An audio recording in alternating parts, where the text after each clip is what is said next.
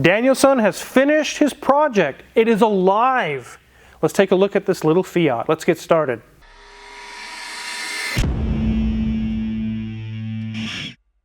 Not too long ago, we did a video showing this 1976 Fiat 124 coming into the shop. I bought it just for Danielson to play around with and practice his tuning and EFI conversions, all those types of things without risking ruining a nice car.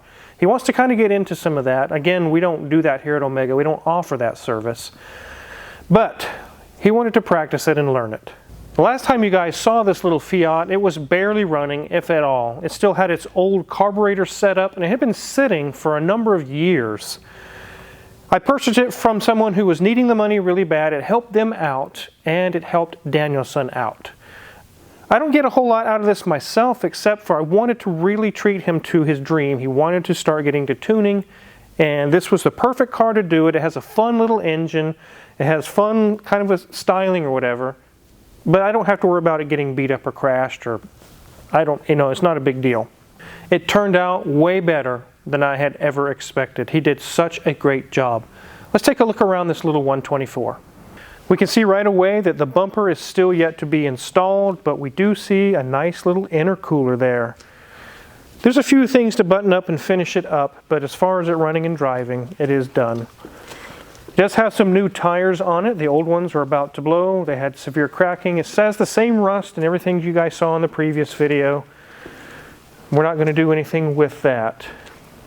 And the rear bumper is also missing. It needs to be installed. One thing that brings back memories is you can see it was purchased brand new in Wichita, in our area, from Don Schmidt in Wichita, back when they were sold, I guess, Fiats.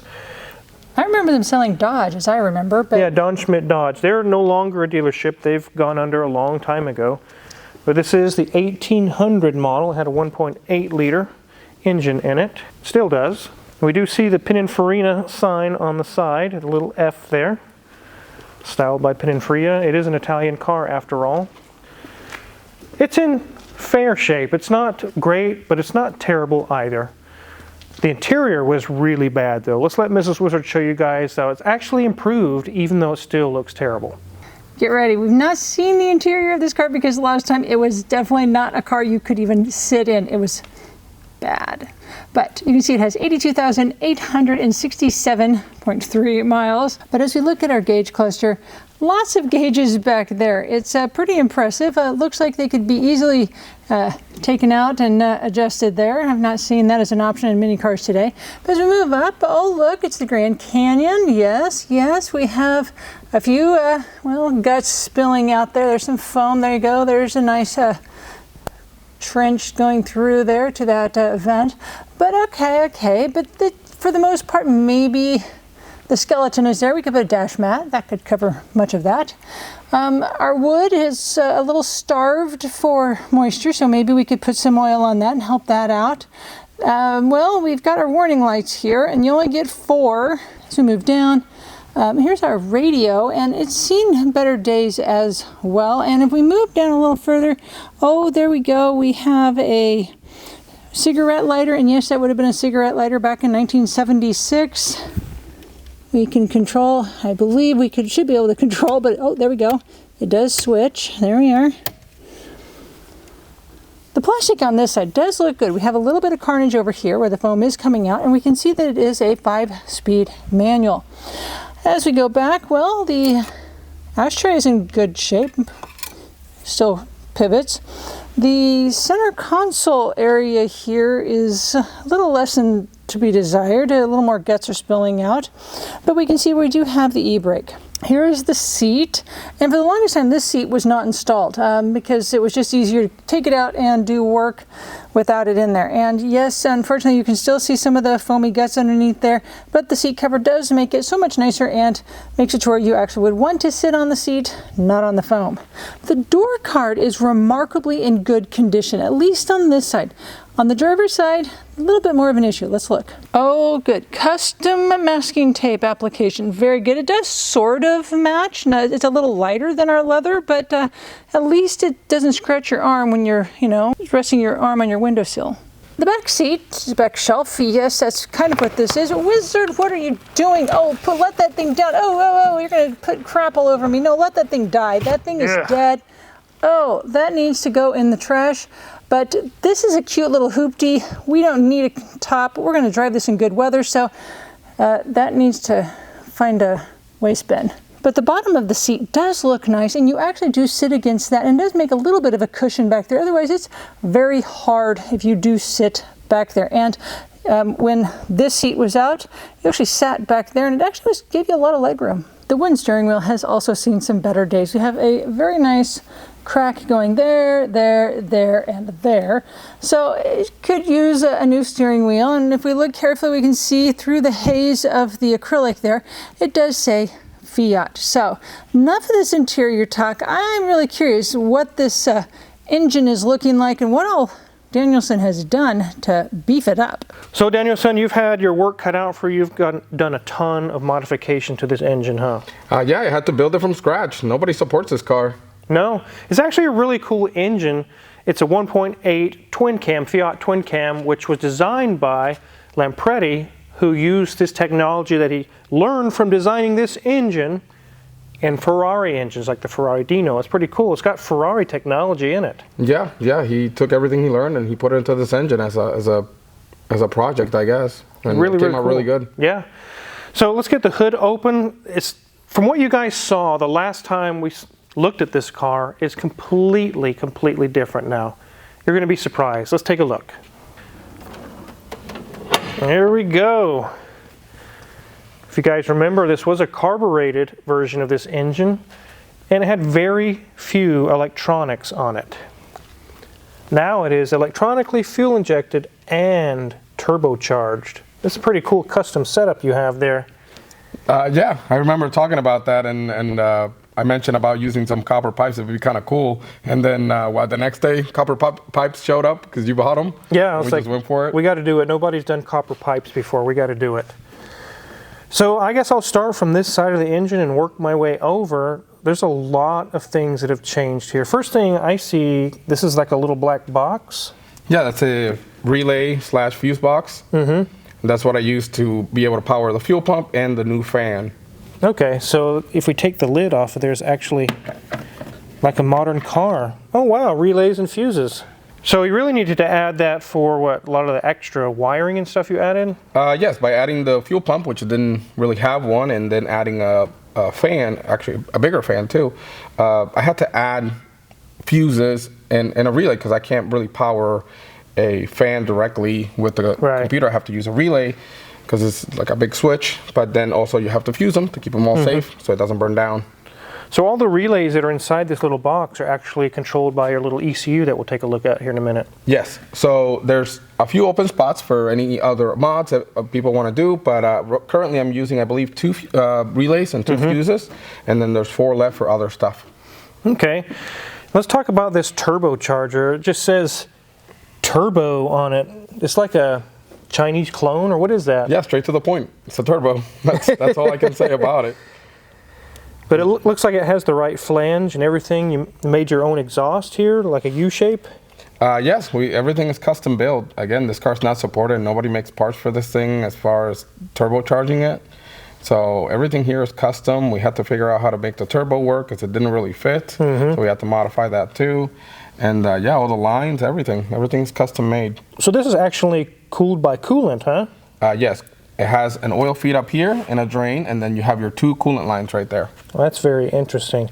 And the U-shaped pipe goes to the stock hookup where the exhaust manifold originally came out to just a pipe. Yes, with the exhaust manifold, I used the stock exhaust manifold, but I had to, I guess, modify it a little bit. We had to cut some of the old exhaust and make it all work because again, nobody makes a turbo manifold for this thing, even though these cars actually came turbo for certain years. So there's 2 things here that weren't on this car. I can see down here there's an oxygen sensor.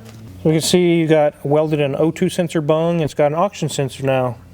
Yes, definitely. Well, it just helps you with tuning. Yeah, you know, the computer can't tell what's going on with fueling without one. Yes. And it used to have a distributor right here, but that's been removed. And what is is that just a sensor now, or what is that? Yeah, I think this is probably the coolest mod on this whole car. So this actually belongs to a R34 Skyline GTR. Oh, so it's like a GTR part. Yeah, so it is a optical sensor, and from that I get my crank sensor and then my cam sensor. You get your crankshaft signal and then your camshaft signal that allows me to get what's called a fully sequential firing for the injectors and the coils. Just a little bit more precise. So you took a distributor housing below and just modified the top to tie into this GTR sensor. Yes, so I machined the base, but I did not machine the part. So if you ever buy a new one, all you got to do is directly swap it if that one ever goes bad. That's really cool. Obviously you did a timing belt, water pump and all that just to keep it so it doesn't blow up because it's old. Yes. But I see it has now an electric fan. Yes, it had an electric fan to begin with, but it was tiny. It was about that big. One, yeah. So we went probably double, triple the size. Some new silicone hoses. Yes, I felt like those were much needed. Yeah, those look much better and much stronger. Let's talk about this piping here. I did buy the pipe for you, but did you solder or do all the soldering yourself, sweating it on? And yes, I had to cut everything, test fit everything and all that stuff. We still had to get a few parts locally here, which is funny to go buy parts for a car in a local hardware store. You go and talk to the guys like, hey, I need these for a turbo car. And they look at you like, why are you here? Yeah, definitely. And in the first part of this video, we showed them the intercooler up there. So these pipes just go to that intercooler and keeps the charge cool. Yes, it comes out of the turbo, goes right through the intercooler to cool that charge down, and then it brings it back into the engine. Okay. And then this right here is actually stock Fiat parts, but it was for an EFI version of this car, right? So in the early 80s, they started with fuel injection. I believe it was Bosch fuel injection, and they had this new intake, which worked perfectly for our setup.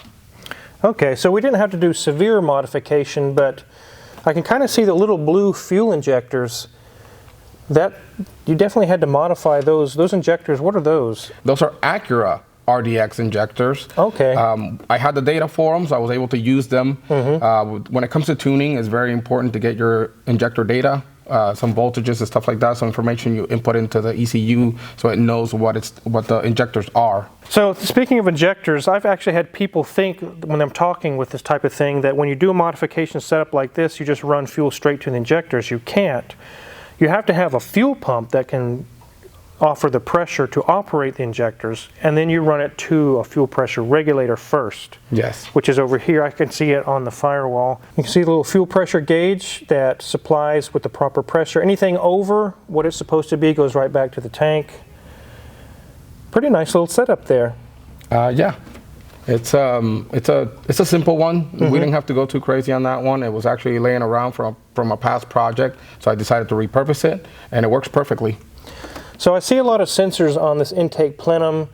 Were these the ones originally for the fuel-injected Fiat, or did you adapt all of these? Those come from everywhere in the shop.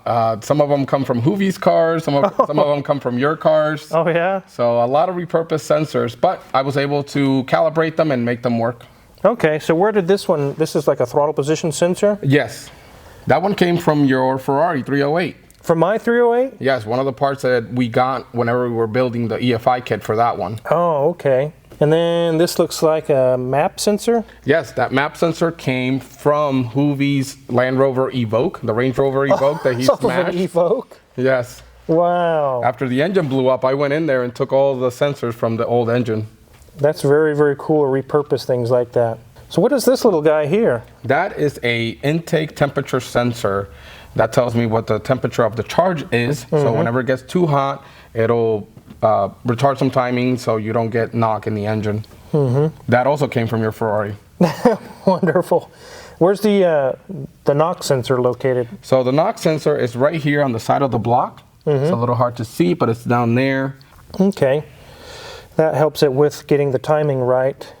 And I see you have what used to have the distributor here would have spark plug wires going, but now we have red wiring going over to some coils. What's the deal with the coils there? Well, those coils came out of Hoovie's blown up Maserati, the Maserati Ghibli. That's Ghibli coils? Yes. What? They're actually Ferrari coils that the Ghibli also uses to Maserati, and I decided to repurpose those too. Man, that's magical to me. So it's a conglomeration of parts you just salvaged and brought it together and made it all work. That's amazing. Yeah, the shop was the biggest provider of all that. And the last thing I see, it says Atom X. What is that little box over there? So that is the new ECU. That is the brain of the whole operation. Okay. What brand is that? That is Link ECU. Well, the brand is Link ECU. This model is the Atom X. This is their entry-level ECU. Okay. That's the one that we decided to use on this one because it was perfect for it. Okay, so that little brain box is controlling all of everything you modified here. Everything. Well, let's hear this thing run. Okay. So we're going to hear some turbo noises? Well, as soon as we take it out on the road and we step on it. Okay, well, let's hear it run. Started right up. Look at that. Wow. Let's see if we can hear some turbo noises here, guys.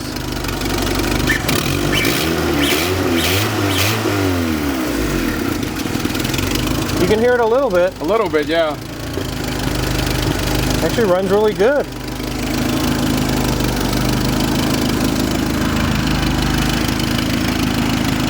So it looks like it's running like 40 psi fuel pressure. 43. 43, okay. You can see the little gauge over there. There's the exposed timing belt spinning away.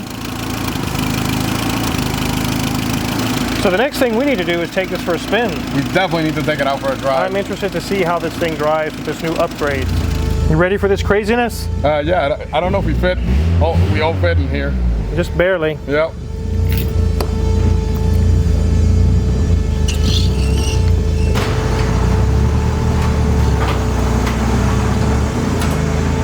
All right, let's see what she does here.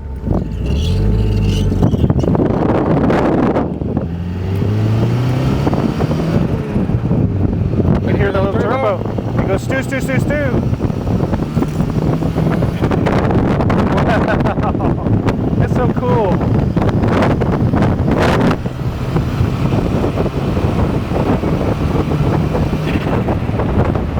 I feel like I'm driving a WRX.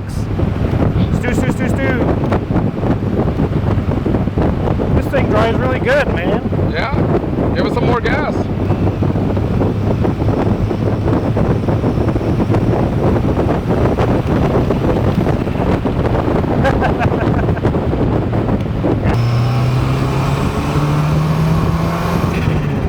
You can really hear the turbo winding up.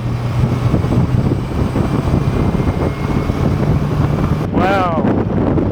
Good work, man.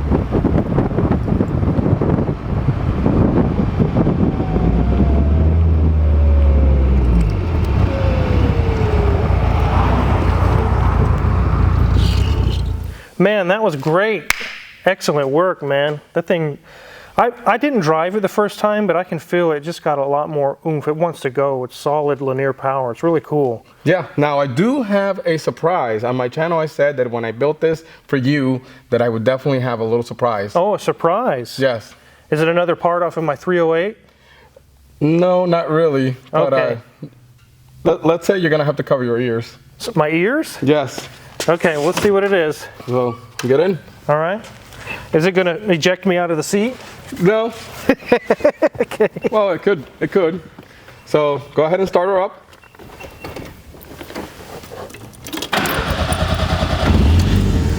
Okay. Now you're going to turn that switch on. This one? Yep, right there. Now you're going to give it gas. Hold it all the way. Just hold it. You got Wow. two-step. Two-step? Yep.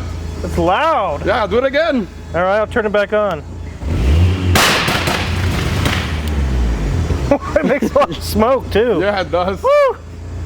That's crazy. You put that on there? Yeah, it would shoot flames, but it has a full exhaust, so you got to smoke. Wow. So I feel like I'm at a Honda Civic meet now. Yeah, you can be an official Honda boy. Yeah. Man. That is really cool though. It is neat that you can just turn a switch and do the hop, crackles and pops and everything. That was a lot of work you put into that thing, so I was glad I was able to get you this car. You can have fun with it. If it blew up, I don't care, but it actually turned out really good. A lot better than I thought it would. Yeah, it did. It's pretty fun. So you're pretty much done with this thing now, huh? Yes, the last video has already been posted. Okay. There'll probably be another video I do on this when we finally get the bumpers on and get everything finished out, and we'll probably be selling this vehicle. One of you guys may want it. But before anything of that happens, you definitely want to go check out Danielson's channel. If you haven't seen all the work that went into this, it's on his channel. He has a video there that shows start to finish, starting from the carbureted vehicle to now the fuel-injected turbo vehicle. He's also, you got a really sweet 240SX video. Yes, so this car's been sitting for about 24 years, so I'm trying to bring it back from the dead, and so far it's going great. Definitely hit the link in the description to go to Danielson's channel. There's lots of great videos, even more than just those two really sweet videos. Check them out. And if you're curious what kind of tools we actually did probably use to work on this Fiat or any other cars in the shop, check our Amazon affiliates link in the description below. If you purchase anything there, we get a small cut and really appreciate it. And make sure to hit the subscribe button because there's many more cool videos to come. And check out Danielson's channel as well. Thanks for watching.